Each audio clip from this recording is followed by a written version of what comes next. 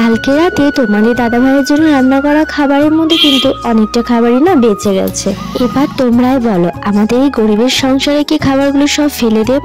তাই আমি ডিসাইড করলাম কোনো খাবারই ফেলে না দিয়ে এটাকে একটু অন্যরকম করে আজকে খাবো, আর সঙ্গে সেটা তোমাদের সাথেও শেয়ার করবো। Hello everyone, good morning, welcome back to my channel. তো তোমরা সবাই কেমন আছো? আশা করছি সবাই অনেক ভালো আছে। সকালবেলায় কিন্তু এক কাপ চা দিয়ে দিনটা শুরু করেছিলাম, তারপর কিন্তু চলে গিয়েছিলাম ফ্রিজ খোলার পরে লক্ষ্য করলাম ফ্রিজের মাত্র দুটো ডিম আছে, আর জানো তার মধ্যে না একটা ডিম একদমই ভেঙে গিয়েছিল। আমি না খেয়াল করিনি ডিমটাকে আমি কিভাবে রেখেছিলাম। ডিমটা দেখো কি অবস্থা হয়েছিল। আমি কিন্তু কালকের বেঁচে যাওয়া ভাতটাকে আজকে একটু অন্যরকম করে ভেজে খাবো। আচ্ছা, তোমরা কে কে এইভাবে ভাত ভাজা করে খাও বলো তো? আমার কিন্তু এমনিতেই ভাত ভাজাটা খেতে খুব ভালো লাগে, তবে আমি যখনই ভাত ভাজা করি তার মধ্যে কিন্তু আলুও দিই, আলুটাও ভাজা করি। কিন্তু আজ জানি না কেন আমার একদমই আলু কাটতে ইচ্ছে করছিল না, তার জন্য দেখো শুধু ডিম দিয়ে আর পেঁয়াজ দিয়ে ভাতটাকে সুন্দর করে ভাজা করে নিয়েছি। আচ্ছা, তোমরা ঠান্ডা ভাত যদি আগের দিনের ভাত বেঁচে যায় তাহলে কিভাবে খাও একটুখানি আমায় জানাও তো, তাহলে আমিও সেভাবে নিশ্চয়ই ট্রাই করব। আর তোমরা যারা জানো না ভাত ভাজা কিভাবে করতে হয় তারা কিন্তু এটা দেখে তোমরাও ট্রাই করে খেতে পারো, খেতে কিন্তু অনেকটা ভালো লাগে। তুমি প্রিন্সকে যতই বলো যে এটার সাথে কিছু তরকারি দেও, কিন্তু কোনোভাবেই কিছু নেবে না, এইভাবে ও খেতে খুব ভালোবাসে। এমনিতেও আমি যদি প্রিন্সকে শুধু লবণ দিয়ে ভাত মেখে দিই সেটাও ও খুব তৃপ্তি করে খেয়ে নেয়, এটাই ওর একটা ভালো দিক।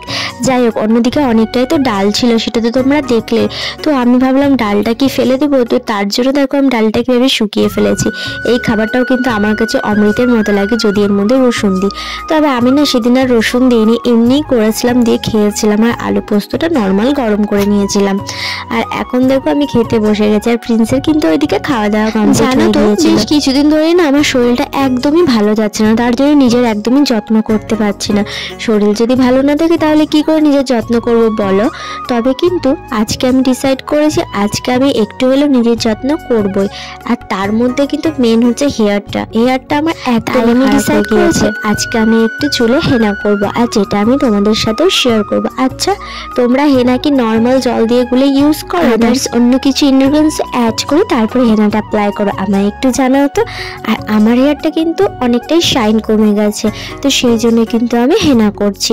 আর হেনা করার অনেকে কিন্তু রুলস আছে, তোমরা যদি চাও আমি একটা লং ভিডিও করে তোমাদের সাথে সেটা শেয়ার করব। আমরা কম বেশি সবাই কিন্তু হেয়ারের চর্চা আর রূপের চর্চা করতে জানি, কিন্তু অনেকভাবে কিন্তু ভুলভাল করে ফেলি, যার ফলে কিন্তু আমাদের হেয়ার আর ফেস সবকিছু কিন্তু খারাপ হয়ে যায়। তো হেয়ার যখন তোমরা হেনা করবে হেয়ারে, তখন যদি তোমরা এইভাবে অ্যাপ্লাই করো তাহলে কিন্তু নর্মাল যেভাবে হেনা লাগাও তার থেকে বেশি তোমাদের উপকারে দেবে। তোমরা কিন্তু অবশ্যই একবার ট্রাই করে দেখো। আর যদি তোমরা বুঝতে না পারো আমি কিভাবে হেনাটা অ্যাপ্লাই করলাম, অবশ্যই আমি একটা বড় ভিডিওতে তোমাদের সাথে শেয়ার করে দেবো। আর দেখো আমি কিন্তু স্নান টান সেরে চলে এসেছিলাম। আর চলো, এখন আমার চুলটা সম্পূর্ণ ভেজা, তবুও আমি একটুখানি তোমাদের সাথে শেয়ার করে দিই যে আগের তুলনায় কিন্তু আমার হেয়ারে অনেকটা শাইন চলে এসেছে। তোমাদের বোঝার জন্য দেখো আমি খাটে উঠে তারপর তোমাদের সাথে হেয়ারটা শেয়ার করছি।